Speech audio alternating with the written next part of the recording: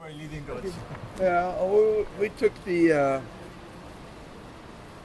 new guys and really tried to focus on catching them up today, put them through the foundational work that they missed in the beginning of our Inspire camp. So that's what we try to do today. Try to get Justin off his feet, and Jumar a little bit off his feet because they've been going at it real hard. We just feel we need to have fresh legs going into this thing. So we catch up the other guys in terms of their knowledge, so they feel more comfortable out on the floor, and then rest up the guys have been going at it. We've been beating them up, so hopefully we'll be fresh and ready to go on game one against Bahrain. Watched a little bit of video on Bahrain today, and see about and they're going to pose some problems because they shoot the ball really well. They put a lot of pressure out. They're not a big team, which is unusual for a Middle Eastern team. Usually Middle Eastern teams are really big. They're not so big, but they are a little different in that they're quick and they shoot. The one kid there that shot 10 3-pointers in the game. He's really aggressive and can shoot it. So we're not taking Bahrain lightly. I think they're really going to be a challenge out there. Then on to Taiwan, who we know pretty well, the Morgans. We know, Jeremy Lamb. We know Lish. So we know those guys. And, coaching staff knows Jordan pretty well, too. We played Jordan a couple of times. Justin's played against him once, and Jumar's played against him once. And, of course, we know Rondé. And, of course, Rondé knows all of us, so that should be a marquee game, that one with Jordan. So we'll see. And after that, we'll go with have to see where our record is at that point. Hopefully we're still alive and going into the next round. Coach, any update again on the final 12? No, we haven't had anything. I can't imagine anything changing by this time. It kills me to rule those four guys out because they really changed the dynamics of the team in terms of size and versatility and even knowledge, because they have all that foundational knowledge that from the beginning of the Inspire camp. So their inclusion would be transformational, but again, we don't have control over that. And we're really thankful and appreciative of the fact that Chris and Kevin and Arvin and CJ came back and chose to join us, despite not being the first choices. Of course, CJ was, but despite not being the first choices, sometimes guys get upset and say. But they understand it's for the country, so they'll do whatever it takes. And so we're very appreciative of those guys coming in. And like I said, they're veteran players. They know the game. I've said it before. Kevin can come out and get you 30 any night. Chris is a great leader. He's been leading those San Miguel teams forever. And Marshall is going to replace Roger no matter what. And Arvin knows us, so and he has that one really good skill and being able to spread the floor. So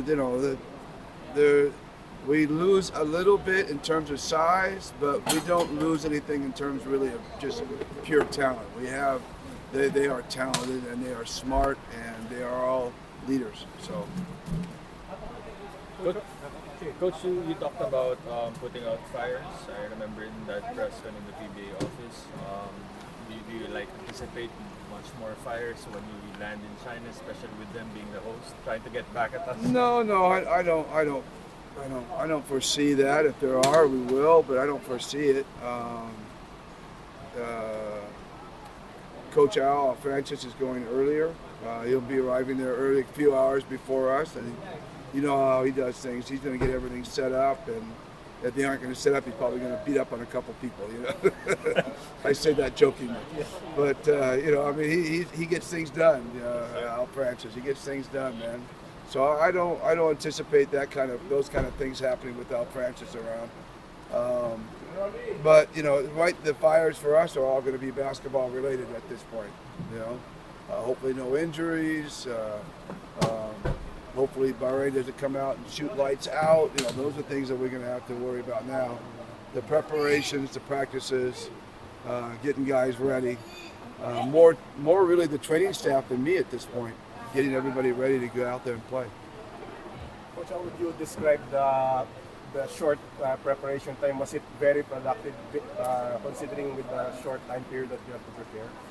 How productive was it? Well, you know, I've been coaching the triangle for 30-something years, and so it's we have a system of teaching it. We're used to, and you know, we've had imports come in on, you know, after having to change and have to teach them the triangle within 24 hours. So, you know, we're pretty proficient at it, and I think but the message really is, it's not so much the triangle, it's just the idea of moving the ball, you know, being unselfish, you know, and just getting the ball to the first open man. And if we can buy into that philosophy, then we think our offense is going to be solid. And the more time we have and the more games we have, that offense will grow. And hopefully it'll grow from solid to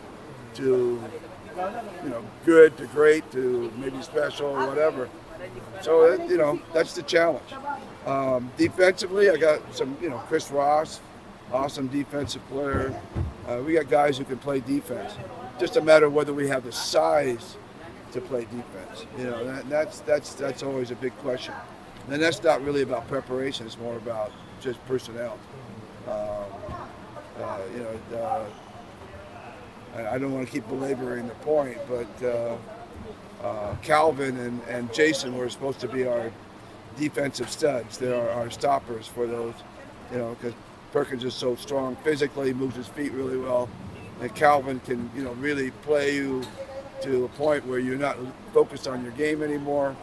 That's really their strength. So we don't have that right now. So we're going to have to find out ways to make up for that. That's where we're going to have to be creative in our defense.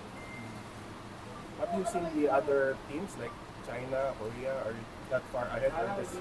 No, we don't look that far ahead. Just locked into what we're doing right here with we're more locked into Bahrain than anything else. I'm a big believer in one plane at a time. You land one plane at a time. You try to land 3 or 4 planes at a time, you're going to have crashes. So you take your time and land one, and then you land the next one, you land the next one. So, you know, we're going to take Bahrain very seriously, and then we're going to put our, you know, the other coaches, each coach will have an assignment on each team.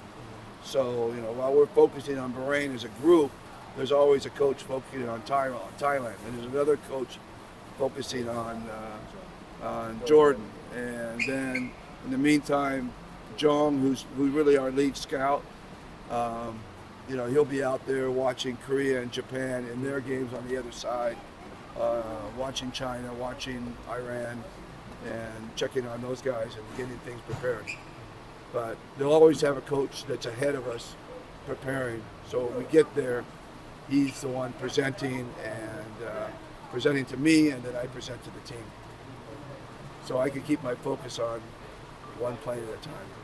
That's what the whole staff is about. The reason why you have a staff. Coach, just curious, especially with the games finally, like being closer. Of course, we all know the history of you and the Asian Games. Has it sunk in on you? That stage again? Well, yeah, you know, you got to remember, I just came off the World Cup. So, you know, the World Cup at home, you know, even though I was only an assistant, it was still, I mean, that was breathtaking, if I may say. That whole thing took your breath away in terms of who you're playing against, who you're walking around with. I got to talk to Steve Kerr, you know, I got to talk to Jeff Van Gundy, you know, I mean, that was amazing whole thing.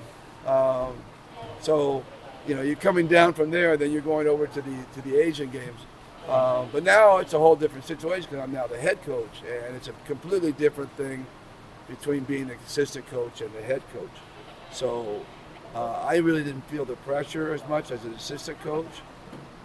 I felt the pressure through Chut, because he was feeling the pressure, and now I'm feeling the pressure. And you're right. The closer it gets to, the more pressure I'm going to be under. But I've been doing this thing for long enough now that you can wreck yourself if you focus on what's ahead and what's ahead. And so the one thing I've learned as a coach over the years, and I wasn't like this when I was younger, but I've learned it as I've gotten older, that you just land one plane at a time, and you're just staying with what's right in front of you, and that kind of releases the pressure a little bit, because you're just thinking about one game. Maybe if we get into a semifinal, a quarterfinal game where we might be able to get to the semis and get a medal, then the pressure is going to obviously build. But right now, we're just trying to focus on, again, one opponent. That's Bahrain.